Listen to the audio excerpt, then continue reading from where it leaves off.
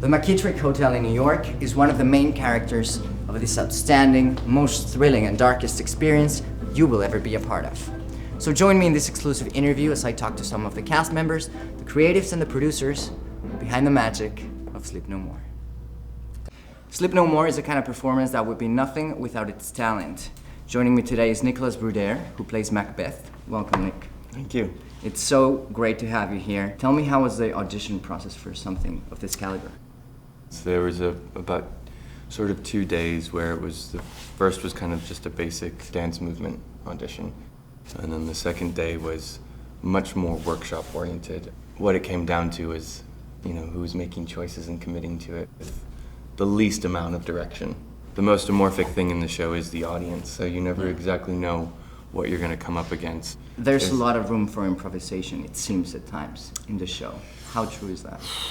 It's really a yes and no. We have to have a really high structure that we can always sort of commit to. So when a change happens, you can go back into it, not just for yourself, but to also tell the story. Yes, and respect the flow of the show. What's one of your favorite scenes or relationships within the world of play?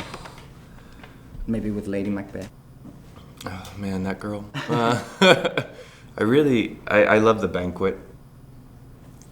The majority of the audience they come together, and then the Macbeth characters, which is really only half of what's going on, sort of come together. We're all telling the story on the same page now.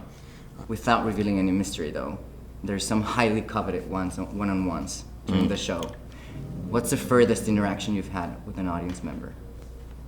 Depends on how you describe furthest, I guess. And it runs from advances to violence to folks getting really into it. And I don't know how to really describe that, but if you can just use your imagination, but you have two people locked in a room. That's interesting though, because it is very sensual and it's voyeuristic. Yeah. And the mask creates this distance between the actor and the audience. Yet. True. I think some people are really surprised of how they react to things. Finally, Nicholas, what would you tell to the audience in Latin America? What makes Sleep No More so special? Oh man, guys. This is a show where people have experienced dance for the first time. And it sort of proves that that dance crosses all the barriers of language, of, really even of what's the type of theater that you like to see. It's extremely cinematic. Extremely. I think it would be hard to be comfortable again as a passive audience member. Yeah, I would say, and it is a challenge. So if you ever stop by, make sure you bring some comfortable shoes. When it comes to immersive experiences in extraordinary places, Immersive is definitely the company to go. And joining me is producer Weiner. Thank you so much, Randy. That's great. Thank you for taking the time to talk to me. Of course. Let's talk about this incredible production. Sleep No More. How did it come to collaboration with Immersive? Sleep No More is actually a creation of a company called Punch Drunk. And 4 years ago, I was in London. And everybody in London was talking about this show, Mask of the Red Death. I actually personally had a history doing sort of immersive shows in New York. So I used every connection I had to score a ticket to see the show. And as soon as I saw the show, I was like, I have to meet the people who put this together. I said, I think there's a version of what you're doing here with Mask of the Red Death, and if it played in New York City, would blow people away. And I was like, if we're taking this to New York, we're going to do this bigger, better than any other version of a Punch Drunk show you've ever done before. Yeah. There was no beginning, there was no end, there was no middle. It's hard to try to explain. A lot of people were interested in Punch Drunk but had no idea, how could you actually produce this and get the money to do it and get it to work? And to get a place like this in New York City, this is 100,000 square feet in New York City. With a story that the McKittrick has. Yes. In 1939, it went out of business with all the sort of economic troubles and problems that were going on in the U.S., and no one had been in here since 1939. So it's basically an empty... It creates such a mood, just from that. What I love is people often go through the show and they'll spend 3 hours here exploring things and sort of getting the vibe, and then they'll say, at the end of it, the show's over, they'll be like, I have to come back because now I know how I want to see the show. So we get tremendous repeat customers, and we get tremendous of those repeat customers bringing their friends because it's something like nothing else. There are only 2 rules in this production. You have to wear a mask like this and you cannot speak to anyone. Besides that, it's your very own personal journey. This performance is such based on movement. Tell me a little bit about the process of how I was creating the storyline. We took sort of key words or key elements or key ideas of scenes and then really sort of like explored that over and over again, and how do you do that movement-wise, and something that's not in the text which we can add to what's already there. How intricate was the audition process, and what it factors were you looking for?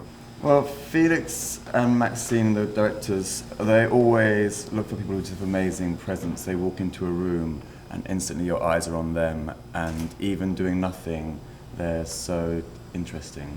Well, the McKittrick is one of the main characters of this. Exactly. It's incredible, like, it's legendary, it has so much history. Even the actual special program smells like it does, though. It does. It's like mysterious and rich, and it's fantastic. When you're able to step out and see your other, your castmates perform in the space itself becomes its own environment, and then to fall into that as a performer and have that to move within is amazing. How emotionally and physically challenged really is it to be part of a 3-hour production every night? The dancing is really tough, and you're doing it 7 shows a week. You've got to be fit, you've got to be healthy, you've got to have good technique to make sure you don't hurt yourself. There's no off stage. There's no break time. Even when you're traveling from one space to the next space, you've got 30 people who are following you. You have to be connected all the time. All the time. There's no breaks. All the time. If there was a possibility to create a new character or invite a new guest, which I know there's been, what do you think the reality of Sleep No More and the world of the play could handle? New character. Like a Latin character. Something, that will question you and Like you, for instance. The gallows screen post. No, but really, I think is there space to bring someone else, or is it really tightly knit in that sense? I think the show is constantly growing and evolving, and we never say never about anything. Most people like to lose themselves in an environment for 3 hours where they can become anonymous and explore and The wonderful thing about being in this show, like if you go to see a dance piece in London, it's the same 20 people at every single show. I think it's the same in New York. Yep. But this, we got people who are into dance, people who are into theatre, people who haven't seen a play in their life, people who like video games, people who like film. The amount of people who come in and watch the show, they're not all like theatre people or dance people. Yeah. And you couldn't get to perform to an audience that you'd never ever see in your life. There is always a moment in every show where you've had an intimate experience with an audience member. Mm-hmm. And those little nuggets, I think, are just the most touching and most amazing part of this show. Thank you so much. I wish you the best of luck with everything that comes along. And I'll see you on Friday night. Wonderful. Nice to speak to you. Thank you. Thank you. I kiss. I thought I was going to get a double. I can kiss you.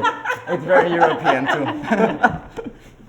I hope you enjoyed this special behind the scenes with the talent of Sleep No More. If you haven't seen the show, I urge you to do so. From New York City, I'm Miguel Herrerias.